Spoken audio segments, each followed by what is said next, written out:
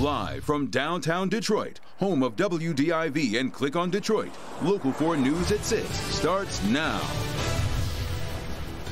A Michigan congresswoman says it is time for the EPA to come to Detroit and investigate Marathon. All right, Mara, also a Macomb County judge's efforts to keep this repeat sex offender behind bars is overruled. And we're adding some snow to what's already on the ground out there. 4 Live radar showing a big mass of winter weather lingering right now. And that new round of snow tops our news tonight at 6. Not expecting big totals here, but the timing's not real great here, Ben. And the visibility is going to be the other problem, especially with everybody on the roads trying to get home. Very few breaks in here on 4 Live radar, at least as of right now. But you can tell if you watch the hour loop, the colors are starting to get lighter. We see a little bit of some fall off down here towards the south zone. And as you go further into northern parts of Indiana, you can see there's not a ton of moisture coming in here. And a lot of these bands are starting to thin. So once we get past the 7, 8 o'clock hour, this stuff is going to turn to mostly unaccumulating snow. But there's still going to be some flakes around through the nighttime hours. Visibilities are down below a mile in some locations, but there are other spots where it's come up nicely. Just keep that in mind if you're going to be driving here this evening. Temperature is going to be below freezing, and anything we see past that 6, 7 o'clock hour, again, goes pretty light as we go through the evening hours. We do have one more solid push of snow that's coming during tomorrow morning's commute, so we'll tell you how much to expect in just a few minutes. Follow tonight's system on our Local Forecasters app. It's got everything you need to know about the snow, the road conditions, and even traffic as well. Download it for free in your app store by searching WDIV. Kim?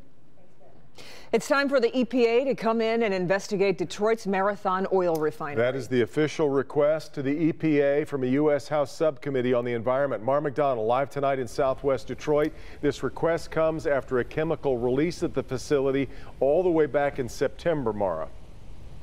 That's right, Devin. An oil vapor cloud which forced the closure of several roads around this plant and sent 2 of its workers to the hospital. That accidental oil vapor leak happened on September 12th of last year. Congresswoman Rashida Tlaib held an environmental justice hearing in Detroit a few days later and is now, along with the chair of the House Subcommittee on the Environment, asking the EPA to come in here and investigate Marathon, the leak, and its response to it. Marathon has had spill after spill, and many of the residents feel that they are putting their, that many folks feel like their health has been put at jeopardy, and that we're not doing enough at all levels of government to making sure we protect their public health. Neighborhood complaints about Marathon, whether it's an accidental chemical leak like the oil vapor cloud in September or strong odors, are not new. I am happy that the Congresswoman has asked for an investigation. Many times these incidents go unnoticed or uninvestigated. When this last leak happened, Marathon put air monitoring in place and determined there was no impact on the community or its residents. Tlaib isn't willing to take their word for it. We can't allow corporate polluters to be responsible in the information. We have to allow the federal and the state government to do the testing themselves. Back here live, it is unclear whether the EPA is going to come out here and do this investigation, whether they think it is justified or not. Tlaib is hopeful that they're going to have a definitive word out of the EPA by February 21st. We're live at Marathon in southwest Detroit. I'm Mara McDonald, Local 4. Thanks, Mara. A cleanup is underway after a truck leaked raw sewage into a storm drain in River Rouge. It happened this morning right outside former Mayor Greg Joseph's house near Ironton and Great Lakes. Joseph said the driver from a Safeway transport tanker truck released its load right on top of a sewer lid. A nearby neighbor said he looked out to see black ooze running everywhere, and it looked almost a foot deep. Safeway says the sewage was from a toilet issue at a ship repair yard. Safeway's owner says it was an accident and that a truck malfunctioned. Be sure to tune in this Sunday at 8 for our Defending the Environment special report. Consumer investigator Hank Winchester will have the latest on the toxic green ooze investigation. And you can also catch up on Defender Karen Drew's investigative work on the contamination concerns along the Detroit River. It's an ongoing search tonight for whoever shot 3 people in River Rouge last Friday. 2 people, a man in his 40s and a woman in her 50s, were killed. A third victim was badly hurt. Victor Williams has been at a vigil for one of the victims. Weeks later, and the family and friends of 52-year-old Kimberly Green and 48-year-old Dorian Patterson are still torn, looking for closure. If you have a could understand God's smile.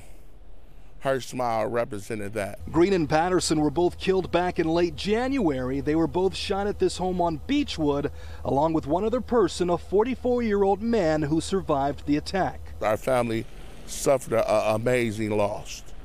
Amazing. The accused shooter remains on the loose, a 40-year-old believed to be Kenyelle Williams Brown. Although it's unknown to us why Brown decided to allegedly target these people, we're told that he has a very lengthy rap sheet when it comes down to guns and drugs. Knowing who she was and her belief in God and the way that she lived her life, that her soul will be vindicated. That's our Victor Williams reporting, and here again is a look at the suspect, Kenyelle Brown. If you know anything about him or saw anything that might help police their investigation, please give them a call in River Rouge. Governor Gretchen Whitmer's budget is a massive $61 billion, and it doesn't include a word about road funding. And while she intends to fund a lot of road fixes using a bond proposal, it's only for busy state roads. Local 4's Rod Maloney is live tonight with a look at where things stand in this still contentious battle. Rod.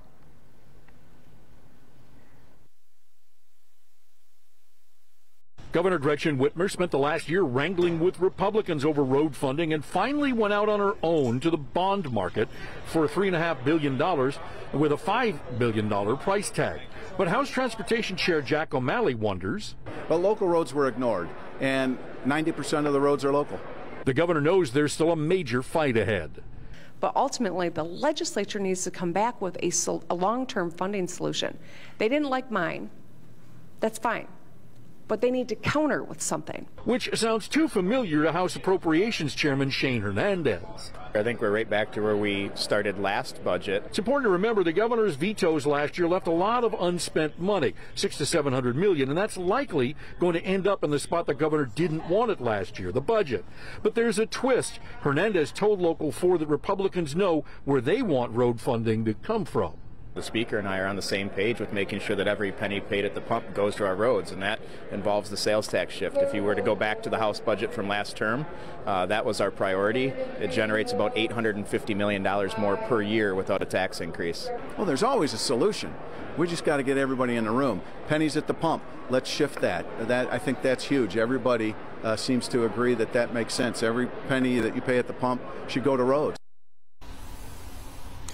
The governor is saying, you know, hey, give me a proposal and we can talk about it. The Republicans are saying, yeah, how about coming and sitting down and actually talking about it? That's what you heard from Jack O'Malley there. One of the things that's going to be different this year for sure is that as part of the budget agreement last year, they made it so that they would agree to a budget by July 1st and not October 1st. And the belief is in Lansing, at least so far, they think they can get there. Back to you.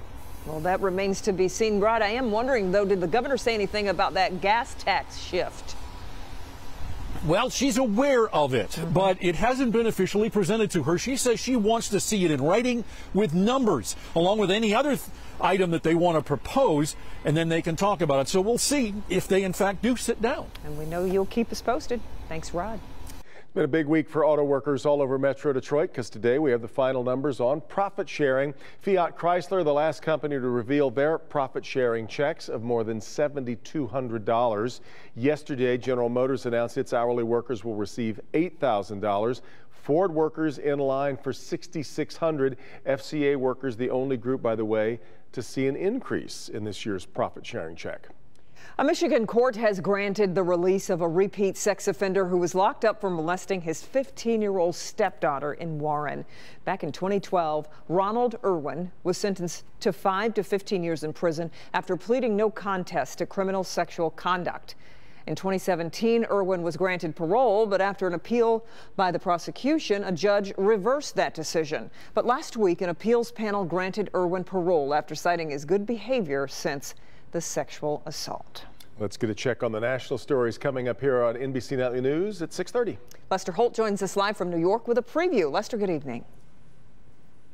Hey, good evening, Kim and Devin. Coming up for us, kidnap and rape survivor Elizabeth Smart opens up about the assault she suffered on a passenger plane.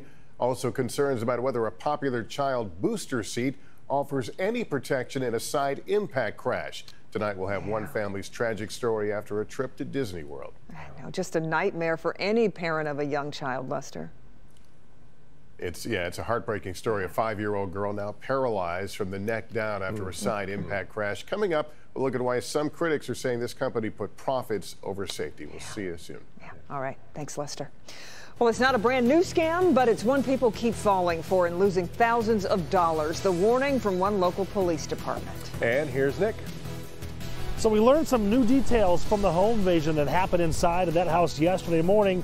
Specifically, what else the suspect brought in that plays even more to what she allegedly was planning. Life-changing aha moment has to be when I became a mom. Sometimes I probably drive them crazy with all of my maybe defenderish lessons I teach my girls, but they see me out there trying to work for other people, so I kind of hold them accountable too and say, okay, well, we know what's right, we know what's wrong, and if you see something that somebody needs some help, do what's right, be kind, be courageous, stand up for others, and when they do that, it makes me proud. Local 4 News is celebrating Black History Month. Meet local people who have made an impact. Get interesting history, facts, and more on Local 4 News today and click on Detroit.com.